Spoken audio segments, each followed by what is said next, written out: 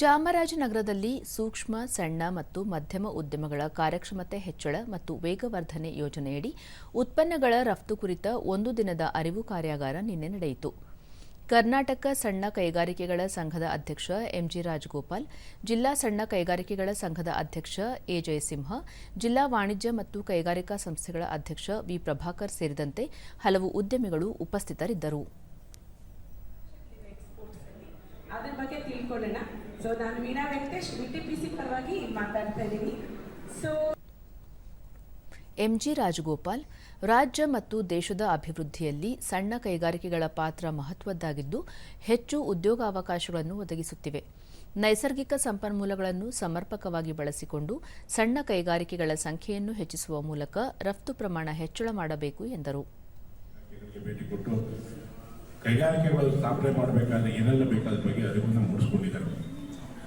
ಮತ್ತಷ್ಟು ನಮ್ಮ ಅಭಿವೃದ್ಧಿ ಆಗಬೇಕು ಅನ್ನೋ ನಿಟ್ಟಿನಲ್ಲಿ ನಾವು ಈ ಕಾರ್ಯಕ್ರಮ ಹಮ್ಮಿಕೊಂಡಿದ್ದೀವಿ. ಇಂದು ವಿಶೇಷವಾಗಿ ನಮ್ಮ ವಿಟಿಪಿಸಿನ ಬೆಳಗಿನ ನಮ್ಮ ಕಾರ್ಯಕ್ರಮದಲ್ಲಿ ವಿಟಿಪಿಸಿಯಿಂದ ರಫ್ತು ಮಾಡೋದಕ್ಕೆ ಏನೆಲ್ಲ ಅವಲಂಬನೆಗಳಿದೆ. ಜಿಲ್ಲಾ ಗ್ರಾನೈಟ್ ಮಾಲೀಕರ ಸಂಘದ ಅಧ್ಯಕ್ಷ ಜಿಎಂ ಹೆಗ್ಡೆ, ಸಣ್ಣ ಕೈಗಾರಿಕೆಗಳ ಅಭಿವೃದ್ಧಿಗಾಗಿ ಸರ್ಕಾರ ಹಲವು ಯೋಜನೆಗಳನ್ನು ಜಾರಿಗೊಳಿಸಿದ್ದು, ಚಾಮರಾಜನಗರ ಜಿಲ್ಲೆಯಲ್ಲಿ ಹಲವು ಕೈಗಾರಿಕೆಗಳು ಸ್ಥಾಪನೆಯಾಗಿವೆ. ಇದರಿಂದ ಉದ್ಯೋಗಾವಕಾಶಗಳು ಹೆಚ್ಚಾಗಿವೆ ಎಂದು ಹೇಳಿದರು. ಯಾಕೆಂದ್ರೆ ನಮಗೆ ಅನಿಸಿರ್ತಕ್ಕಂಥ ವಿಚಾರ, ಕೆಲವೊಂದು ಇಂಡಸ್ಟ್ರಿಗಳಲ್ಲಿ ಸ್ಕಿಲ್ಡ್ ಪೀಪಲ್ ಇಲ್ಲದೆ ಬೇರೆ ಕಡೆಯಿಂದ ಬರ್ತಕ್ಕಂಥ ಒಂದು ಅವಕಾಶಗಳು ಇವತ್ತು ಜಾಸ್ತಿ ಆಗಿದೆ. ಜಿಲ್ಲಾ ಕೈಗಾರಿಕಾ ಕೇಂದ್ರ ಜಂಟಿ ನಿರ್ದೇಶಕ ಟಿ ದಿನೇಶ್, ಸೂಕ್ಷ್ಮ ಮತ್ತು ಸಣ್ಣ ಕೈಗಾರಿಕೆಗಳು ದೇಶದ ಬೆನ್ನೆಲುಬಾಗಿದ್ದು, ಬದಲಾಗುತ್ತಿರುವ ಮಾರುಕಟ್ಟೆ ವ್ಯವಸ್ಥೆಯಲ್ಲಿ ಕೈಗಾರಿಕೆಗಳನ್ನು ಸದೃಢಗೊಳಿಸಬೇಕಿದೆ.